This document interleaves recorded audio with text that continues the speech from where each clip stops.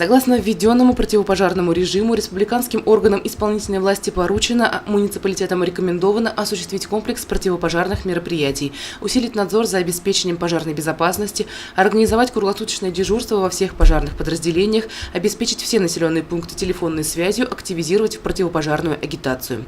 В республике сохраняется 3-й класс пожароопасности. На территории 24 районов прогнозируется 4-й класс, а в Федоровском и Дюртюлинском районах – 5-й.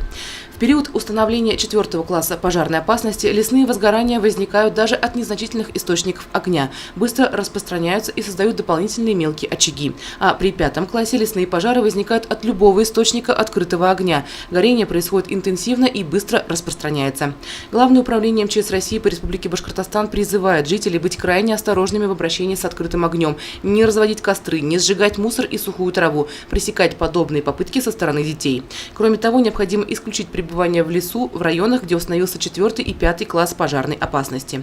Контроль оперативной обстановки ведется с помощью мобильных групп в муниципальных образованиях, состоящих из работников лесничеств, работников администрации муниципальных районов или городских округов, сотрудников органов внутренних дел, личного состава государственной противопожарной службы, добровольных пожарных, местных жителей, а также путем космического мониторинга.